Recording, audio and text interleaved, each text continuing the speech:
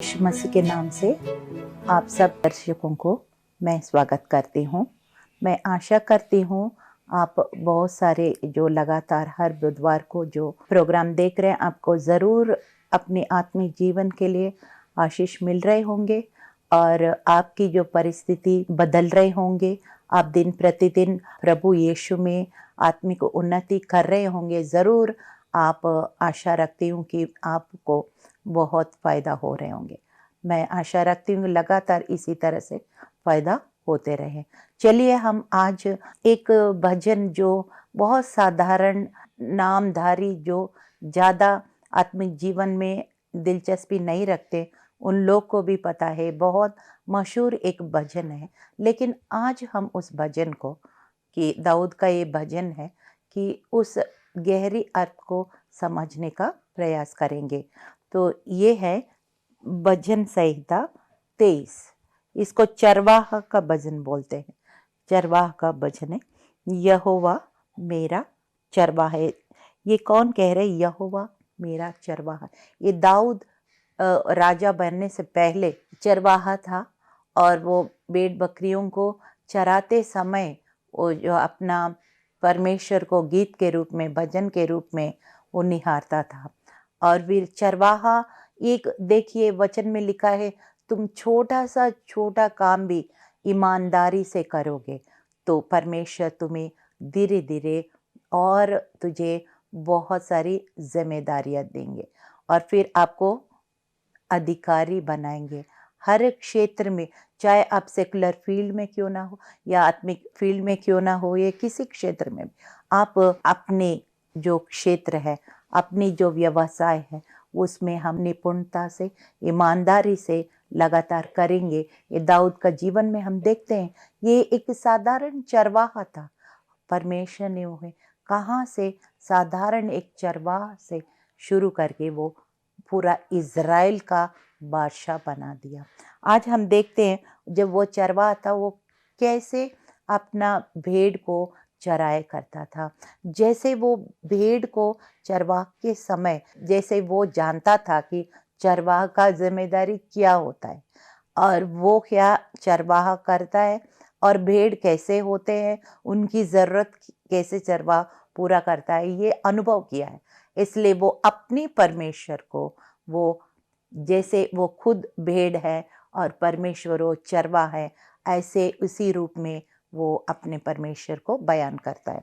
कि देखते हैं, यहोवा मेरा चरवाहा है, मुझे कुछ घटी ना होगी। जब दाऊद जानता है, जब वो चरवाहे कर रहे थे तो उसकी भेड़ को वो घटी होने नहीं देता था। कोई भी ज़रूरत क्यों ना हो, वो अपना ज़रूरत वो पूरा करने का प्रयास करता था। इसलिए वो कह रहे हैं, यहोवा मेरा चरवाहा है और जब तक यहोवा मेरा चरवाहा है, मुझे घटी नहीं होगी। हम फिलिपियों 4:19 में देखते हैं, यीशु मसीह के द्वारा हमारी हर घटी पूरा किया जाता है। परमेश्वर के भंडार से यीशु मसीह के द्वारा हमारी हर घटी पूरा हो जाता है। कि इसलिए हम यहोवा को अपना चरवाहा बनाएं। यीशु मसीह के द्वारा आपकी हर घटी पूरा हो जाता है, चाहे कोई भी ज़रूरत क्यों ना हो। हर प्रकार की ज़रूरत वो यीशु मसीह आपको पूरा करेगा। यहोवा मेरा चरवाहा है, मुझे घटी नहीं होगी। वो मुझे हरी हरी चराइयों में बैठाता है और मुझे सुखदायी जल के झरनों के पास ले चलता है। देखिए, हम इंसान मेहनत किस लिए करता है? सुबह से शाम तक परिश्रम किस लिए करता है? अपने पेट के लिए, कि हमें जीने के लिए रोटी चाहिए, प्यास लगे तो पानी चाहिए। तो इसी प्रकार से यीशु मसीह के यहाँ पे दाऊद कहता है, जब तक यहोवा मेरा चरवाहा है, मेरा रोटी की कमी नहीं होगी, मेरी पानी की कमी नहीं होगी। और वचन में लिखा है, तू परमेश्वर को भय मानोगे, उसका आज्ञाकारी बनोगे, उसने उत्तम उत्तम पदार्थों से तुम्हें तृप्त करेगा, चिकनी चिकनी पदार्थों से तुम्हें तृप्त करेगा, ऐसा जीवन का जल पिलाएगा। तो इस तरह से दाऊद कहता है, यहोवा जब तक मेरा चरवाहा है, मुझे हरी हरी चराइयों, हरी हरी चराइयों, मतलब ये जीवन में भी उसने यूहन्ना 10:10 में हम पढ़ते हैं, जीवन देंगे और बहुतायत का जीवन देंगे। एक जीवन हमारे पृथ्वी में है और एक जीवन स्वर्ग में है, जो हम दो तरह का जीवन बिताना है। तो इसलिए यहाँ में भी जीवन होगा, और जब हम मर के हम स्वर्ग लोग जाएंगे, परलोक जाएंगे, वहाँ भी हम बहुतायत का जीवन पाएंगे। इसलिए मुझे हरी हरी चराइयों में बैठाता है और सुखदाई जल के झरनों के पास ले जाता है, और फिर वो मेरा जी में जी ले आता है। धर्म के मार्ग में वो अपने नाम के निमित्त मेरी अगुवाई करता है। इसका मतलब क्या है? जी में जी ले आना, इसका मतलब क्या है? हमने पिछले प्रोग्राम में हम जरूर हमें बताया, स गॉड ऑफ रेस्टोरेशन, मतलब क्या कि हमारे जो कुछ हम पाप के द्वारा, श्राप के द्वारा हमारे जीवन में बहुत सारे नुकसान हम उठा चुके हैं, लेकिन जब यीशु मसीह आता है तो वो सारे हम वापस लौटाता है। नीति वचन 6:31 में लिखा, जब चोर पकड़ा जाता है वो 7 गुना लौटाता है। इसका मतलब मैं एक उदाहरण दे कि आपने देखा होगा, ये जेब काटने वाला पिक पॉकेटर्स आपको कहीं दिखेगा, तो उसने जेब तो काट लिया, पैसा तो, वॉलेट तो छीन लिया, तो बाय चांस वो कभी पकड़ जाते हैं, उसको क्या करते हैं लोग? पिटाई करते हैं, उसको बुरी तरह से पिटाई करते हैं, और वो जो वॉलेट जो छीन लिया वो तो रकम तो लेंगे, लेकिन उसका अपने जेब में पैसा होगा, अपना पैसा वो भी छीन लेंगे। इसी प्रकार से यीशु मसीह भी, परमेश्वर भी कहता है, जब चोर पकड़ा जाता है, चोर कैसे पकड़ा जाता है? जब हम यीशु मसीह को ग्रहण करते हैं, हमारे जीवन में उद्धारकर्ता ग्रहण करते हैं, दिल में विश्वास करके मुंह से अंगीकार करेंगे कि यीशु मसीह मेरे पापों के लिए मारा गया, गाड़ा गया, तीसरा दिन जी उठा, तो निश्चय हम उद्धार पाते हैं। जब हम उद्धार पाते हैं तो चोर पकड़ा गया है, और फिर से वो पुनरुत्थान जीवन में शुरू होता है। 7 गुना प्रभु हमें लौटाता है। ये व्यवस्था विवरण 28:7 में लिखा, यदि शैतान एक दिशा से आएगा तो भी वो 7 दिशा से भागेगा। इसी प्रकार से प्रभु जी में जी ले आता है। He is a God of restoration, मतलब वो हमें सब कुछ वापस लौटाता है। और फिर उसके बाद धर्म के मांग, एक्चुअली हिंदी बाइबल में धर्म लिखा है, ये धर्म नहीं है, ये धार्मिकता है, तो राइचियसनेस इंग्लिश में कहते हैं। वो धार्मिकता के मार्ग में वो अपने नाम के निमित्त मेरी अगुवाई करता है। अब हम अपना नहीं रह गया, अब जब यीशु मसीह को ग्रहण किया तो हम अपना नहीं रह गया, हम यीशु मसीह को वस्त्र के रूप में पहन लिया, और जो कोई हमें देखेंगे वो यीशु मसीह के थ्रू हमें देखेंगे। देखिए, आपने अनुभव किया होगा कभी जब यीशु मसीह को आप ग्रहण करते, पहले कितना मर्जी झूठ बोले, कुछ भी करे, कोई इतना परवाह नहीं करते। अब तो जैसे आप यीशु मसीह को ये तो बड़ा क्रिश्चियन बोल रहे, ये तो झूठ बोल रहे, ये तो बड़ा क्रिश्चियन बोल रहे, ऐसे कैसे हमें कर, मतलब पहले जो आसानी से जो कर रहे थे, अब आप आसानी से नहीं कर पाते हैं। क्यों नहीं कर पाते? इसका वजह से क्या? इसका वजह ये है कि यीशु मसीह के थ्रू जो लेंस, हम जैसे मैं चश्मा पहन लिया, मैं कुछ भी ऑब्जेक्ट, वस्तु को देखना है, मैं ये चश्मा के थ्रू मैं उस वस्तु को मैं देखती हूँ। इसी प्रकार से जब यीशु मसीह को, रोमियो 13:14 में लिखा है कि हम यीशु मसीह को वस्त्र के रूप में पहनते हैं, तो जब यीशु मसीह को हमने धार्मिकता का वस्त्र हमने पहन लिया, तो छोटा सा बुरे काम भी हम यीशु मसीह को देखें, क्योंकि वो लोग यीशु मसीह के थ्रू आपको देख रहे हैं। इसलिए यहाँ पे लिखा है धार्मिकता के मार्ग में वो अपने नाम के अब बेइज्जती हो रहे हैं, हम गलत कर रहे हैं, तो बेइज्जती किसका हो रहा है? सबसे पहले यीशु मसीह का हो रहा है, फिर हमारा हो रहा है। इसलिए यहाँ पे लिखा है वो अपने नाम के निमित्त हमारी अगुवाई करता है। वो परमेश्वर अपने नाम को बदनामी नहीं होने देता है, इसलिए अपना नाम के निमित्त हमें वो अगुवाई करेगा। क्योंकि अन्य जाति क्यों कहे इनका परमेश्वर कहाँ रहा, अन्य जाति क्यों कहे ये यीशु मसीह का चेला बन के दिखाता है लेकिन करता ऐसे काम, क्यों उनका नाम को बदनाम होना चाहिए? उनका नाम को बदनाम नहीं होना चाहिए। इसलिए वो अपने नाम के निमित्त हमें अगुवाई करता है। और चाहे घोर अंधकार से भरी हुई तराई से होकर चलूं तो भी हानि से ना डरूंगा, क्योंकि तू मेरे साथ रहता है। देखिए, यीशु मसीह ने ये नहीं कहा हाँ तुमने मेरे को पहन लिया, वस्त्र के रूप में धार्मिकता का वस्त्र पहन लिया, तुम्हें कभी भी दुख नहीं आएगा, कभी भी कोई कलेश नहीं आएगा, आप फूल का बिस्तर में मैं तुम्हें भेज रही हूँ। ऐसे तो यीशु मसीह तो नहीं कहा। यीशु मसीह हाँ जरूर कहा, चाहे कोई भी परिस्थिति हो मैं तेरे साथ रहूंगा।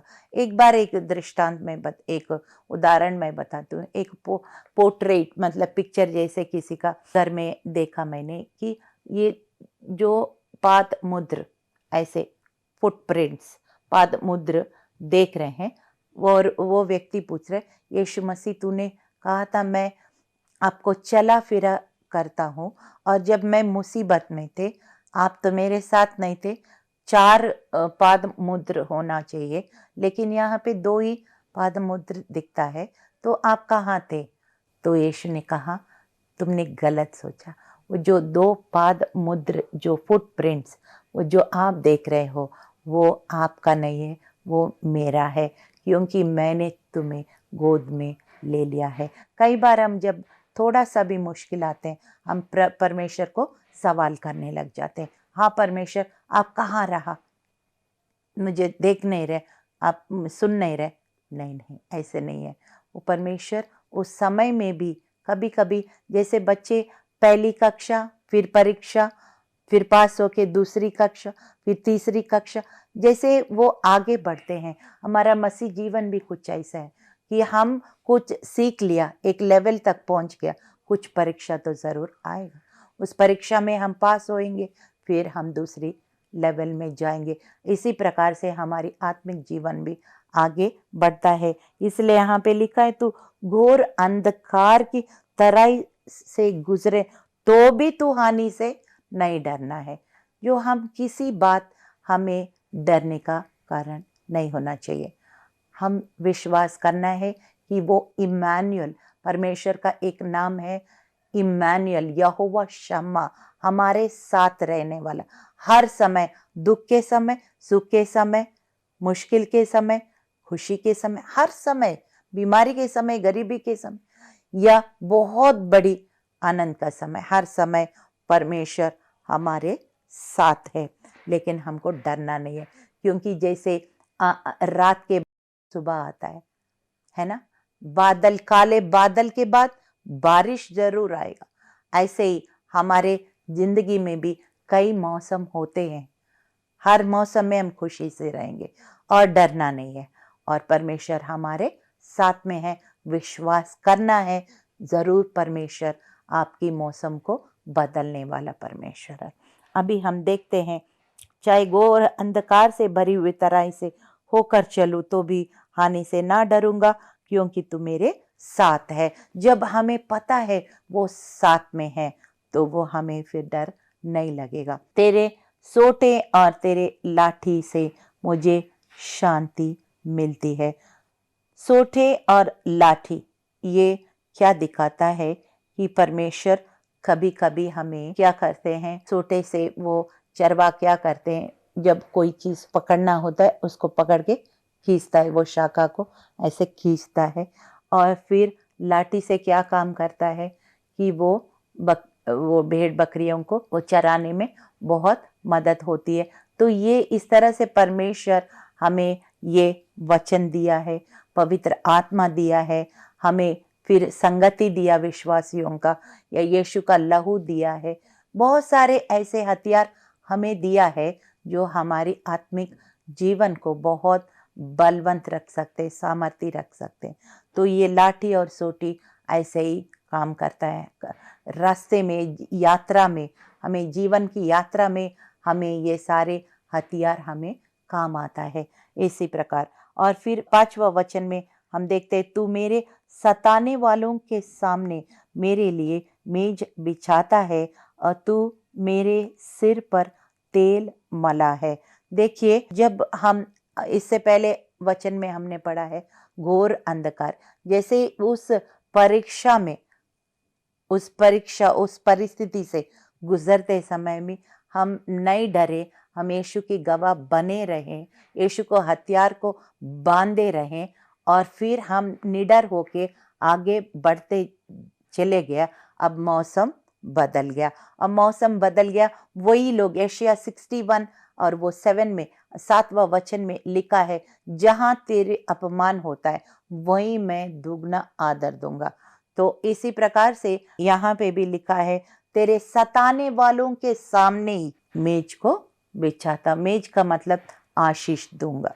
जहां पे तेरी अपमान हुआ वहीं पे मैं दुगना आपको आशीष देंगे। अय्यूब का जीवन देखिए, कितना कष्ट मुसीबत आया, लेकिन अय्यूब के आखिरी चैप्टर में 42 चैप्टर में लिखता है, वो सारी आशीषें उनको डबल फोल्ड, द्विगुना आशीष, सब कुछ वापस परमेश्वर दे दिया। कभी कभी हमें ताड़ना मिलती है, करेक्शन मिलती है किसी प्रकार की, लेकिन हमने डरना नहीं है। उसके बाद हमें परमेश्वर फिर डबल आशीष भी हमें जरूर देगा। तेरे सताने वालों के सामने मेज बिछाता है और मेरे सिर पर वो तेल मला है। तेल क्या दिखाता है? अभिषेक को दिखाता है। यशायाह 10 और 27 में लिखा, जब पवित्र आत्मा अभिषेक आपके ऊपर आएगा तो आपकी जुआ टूट जाएगा। जो भी बंधन है, बीमारी है या कोई गरीबी है या कोई किसी प्रकार की कलेश है, कोई कर्जा है, कोई कोर्ट केस है, कुछ भी ऐसे बंधन है जुआ की तरह आपको लगातार दबा रहे और आप दबते जा रहे हैं, वो अभिषेक क्या करेगा? वो जुआ को तोड़ डालेगा और आप आजाद हो जाएंगे और फिर आपका खुशी का ठिकाना नहीं होगा। इसी प्रकार से परमेश्वर की अभिषेक लिखा है, तू मेरे सिर पर तेल मला है। जब दाऊद की, और तेल ये भी दिखाता है कि वो राजा का अभिषेक। कैसे पता? जब सामुएल नबी था, वो अपने साथ में क्या लेके, कुपी में तेल लिया करता था, और फिर परमेश्वर ने क्या बोला, जिसके ऊपर तू तेल उंडेलोगे वो क्या बन गया? वो तो राजा बन गया। दाऊद के ऊपर तेल उंडेला और फिर वो क्या बन गया? राजा बन गया। आपको परमेश्वर ने प्रकाशित वाक्य 1 और 6 में लिखा, राजा और याजक मैंने तुम्हें बनाया। नए नियम के अनुसार हम राजा और याजक का अभिषेक हमारे ऊपर है। राजा हुक्म देता है और याजक मनुष्य और परमेश्वर के बीच में मध्यस्थता काम करता है। तो परमेश्वर और मनुष्य के बीच में आप मध्यस्थता प्रार्थना करेंगे, आप राजा की तरह वचन से आप हुक्म करेंगे और वैसे ही होते हुए आप देखेंगे।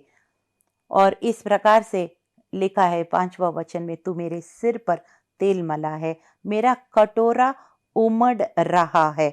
इसका मतलब परमेश्वर की भरपूरी जीवन। सिर्फ मेटीरियल ब्लेसिंग से, सांसारिक आशीषें सिर्फ केवल नहीं, जो पवित्र आत्मा का जो वरदान है, पवित्र आत्मा का जो फल है, जो गलतियों 5 और 22 और 23 में लिखा है, प्रेम, संयम, धीरज, कृपा और ये सारे जो 9 फल है और वरदान है, सब कुछ आपके जीवन में से बहुतायत से उमड़ता रहे। मेरा कटोरा उमड़ता रहेगा। जब उमड़ता रहेगा इसका मतलब क्या? Abundant life. मतलब सिर्फ आप अपने लिए सीमित आशीष नहीं रखेंगे, आपकी जो अभिषेक, आपकी जो आशीष है, बहुत लोग तक पहुंच जाएंगे, बहुत लोग तक पहुंच जाएंगे, इवन दुनिया की चोर तक भी पहुंच जाएंगे और आपके परमेश्वर के लिए बहुत बड़ा योद्धा बन के खड़े हो जाएंगे। और उसके बाद लिखा है, निश्चय भलाई और करुणा जीवन भर मेरे साथ साथ बनी रहेगी। क्यों बनी रहेगी? क्योंकि यहोवा को मैंने अपना चरवा बना दिया। जब यहोवा का मैंने चरवा बना दिया तो निश्चय, मुझे ये बात की निश्चय है कि उनकी करुणा, उनकी भलाई सर्वदा मेरे साथ साथ जाएगी। मेरे साथ साथ परमेश्वर की करुणा और भलाई साथ साथ बनी रहेगी और मैं यहोवा के धाम में सर्वदा वास करूँगा। धाम क्या है? कि मतलब यह हमारे शरीर पवित्र आत्मा की मंदिर है और हम जो कितने लोग यीशु के नाम से जहाँ भी जमा हो वो भी धाम है। और संडे आप एक कलीसिया में जाते, वो भी धाम है। यीशु मसीह का उपस्थिति, सर्वदा हम यीशु मसीह के बेटा और बेटी बने रहेंगे और निश्चय करुणा और भलाई हमारे साथ साथ बने रहेंगी जब तक हमारा भरोसा यहोवा पर है, यीशु मसीह पर, पवित्र आत्मा पर है। क्योंकि पुराना नियम में यहोवा बोलते हैं और फिर उसके बाद यीशु मसीह है, अब जो है पवित्र आत्मा है। ये तीनों त्रिएक परमेश्वर एक ही है, वो अलग अलग समय में अलग अलग तरीके से काम करता है, लेकिन मिल के करते हैं और एक जैसे करता है। जैसे मैं एक उदाहरण देती हूँ, पानी है, उसको आप फ्रीज करेंगे वो बर्फ बन गया, या आप उसको ज़्यादा गर्म करेंगे वो वेपर, वो भाप बन गया। और या तो पानी को नॉर्मल टेम्परेचर में रखेंगे वो पीने का पानी बने, है तो पानी है ना, सेम। तो इसी प्रकार से पवित्र पिता, पुत्र और पवित्र आत्मा भी एक ही है, लेकिन अलग अलग समय में अलग अलग तरीके से प्रकट होते हैं। तो हम चलिए प्रार्थना करेंगे। जैसे दाऊद एक चरवाह के रूप में परमेश्वर को देखा है, क्योंकि वो जानता था कि चरवाहा भेड़ के लिए क्या क्या करता है। आपको याद होगा जब दाऊद जो गोलियत को मारते समय उस सौल राजा ने बोला, बेटा आप इतना बड़ा गोलियत को कैसे मार गिराओगे, कैसे गिराओगे? ये तो बहुत प्रवीण है, युद्ध में प्रवीण है, इनके पास ये हथियार है, वो हथियार है, उनका इतना लंबा है, इतना चौड़ा है, इतना ललकार, इतना ये जो इतना शिक्षा पाके भी पूरा इजराइल की सेना कांप रहे और तुम बोल रहे उस आदमी को सामना कैसे कर पाओ? तब दाऊद ने क्या कहा? उसने कहा कि हे सौल राजा, ऐसा है, मैं जब चरवाहा था, मैं भालू में, जब वो भेड़ भालू के खतरे में आता है, जब भालू वो भेड़ को पकड़ने आता है, मैं उस भालू को मार गिरा के उस भेड़ को बचाया करता था। जब शेर आता था, शेर को मार गिरा के उस भेड़ को मैं बचा के लाता था।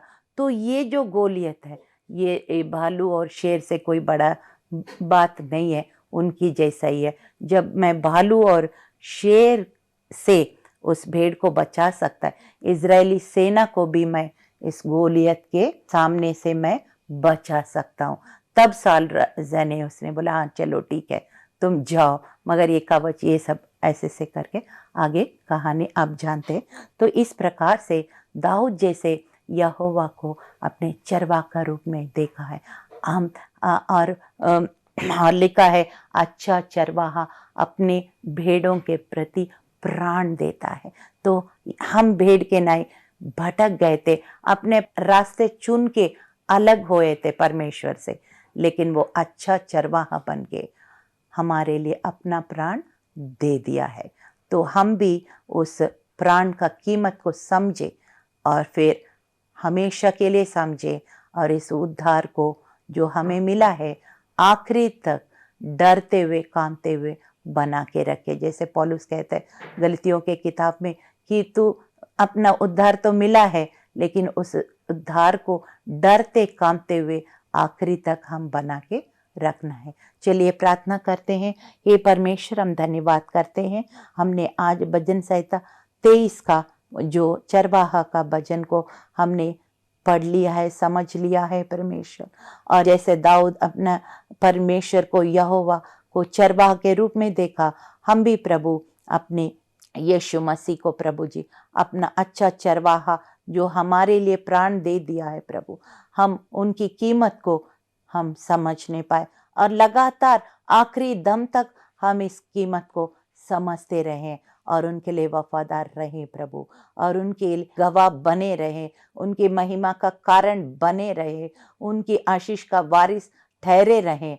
और जैसे दाऊद कहता है, मेरा प्याला उमड़ रहा है और मेरे ऊपर सिर में तेल मला है, तो प्रभु ये अभिषेक को कभी हम खत्म होने ना देना, ये प्याला को कभी, कटोरा को कभी हम प्रभु जी खाली होने नहीं देना प्रभु। हम लगातार प्रभु निडर होके विश्वास योग्य बने रहे, वफादार बने रहे प्रभु, आखिरी दम तक प्रभु हम तेरे उद्धार को बना के रखे और निश्चय तेरी करुणा, तेरी भलाई हमारे साथ साथ बने रहेगी। यीशु मसीह के जीवित और सामर्थी नाम में इस प्रार्थना को हम मांगते, सुनिए, ग्रहण कीजिए।